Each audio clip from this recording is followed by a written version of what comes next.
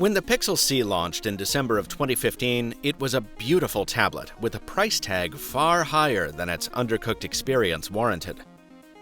In February of 2017, it's still a beautiful device, and Google's new software has really helped it come into its own. But that high price tag? It's still here too. I'm Michael Fisher, and as you can probably hear, I've got a head cold. Join me anyway for another look at the Google Pixel C on the MrMobile Review Redo.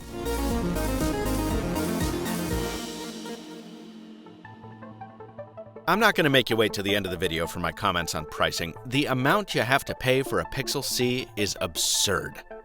This is a 14-month-old tablet with a spec sheet to match.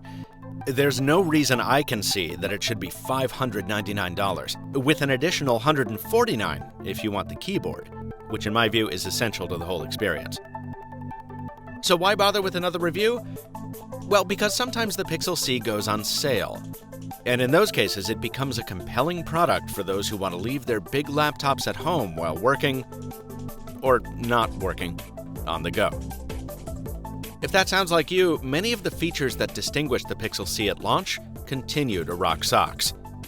The LTPS display is super crisp and bright enough for all but the sunniest window seats. The microphone array is now fully utilized to pick up the Google hot word, even from across the room. Okay, Google. What is the airspeed velocity of an unladen swallow? According to Saratoga.com, in the end, it's concluded that the airspeed velocity of a unladen swallow is about 24 miles per hour or 11 meters per second. That's pretty fast. The hardware is still gorgeous and well thought through. My favorite feature is the LED strip, which converts from branding accent to battery meter at the tap of a finger. And I've yet to see anyone do a magnetic keyboard as well as Google has here. It's equal parts futuristic and finger-friendly, with widely spaced keys that offer great travel, and it charges itself wirelessly when docked.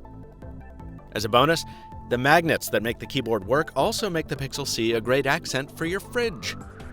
Even over a year later, this still hasn't gotten old. Being a Google-built product, the Pixel C gets software updates right from the Mountain View mothership. While Android Nougat took a few months to make its way here, it was absolutely worth the wait, mostly for multi-screen multitasking.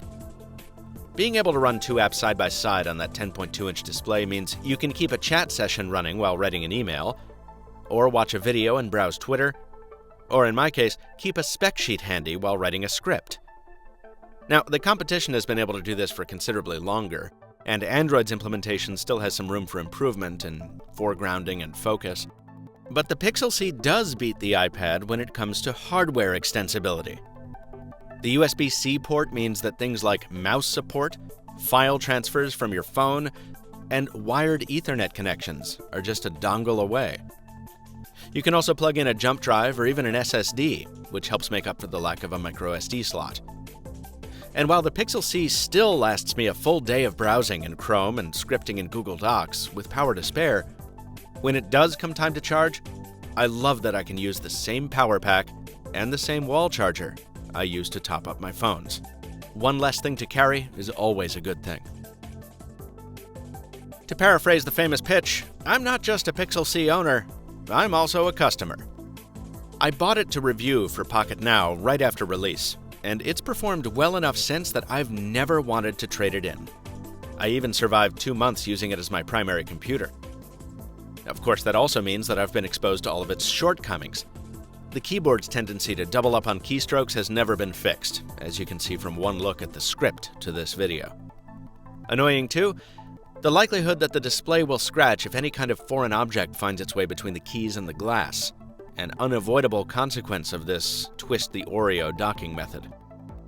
Some popular apps still won't run in landscape even after 7 years of tablets being mainstream, a problem also faced by the iPad. And my Reddit research has uncovered no small number of hardware issues in later batch Pixel Cs. Now, many of these are common complaints when it comes to consumer electronics, but they seem unusually prevalent for a device that, when you factor in the keyboard, costs more than some laptop PCs. And that's really my biggest problem with the Pixel C. Not the existence of Chromebooks, which are in another class entirely because they don't convert to tablets on demand, not the popularity of the iPad, which Android purists wouldn't buy anyway, but its price tag, which was excessive at launch and 14 months later is now just ridiculous, especially with new tablets forecast for the Mobile World Congress at the end of February. So if you're in the market for an Android tablet that can occasionally serve as a productivity buddy, don't buy the Pixel C at full price.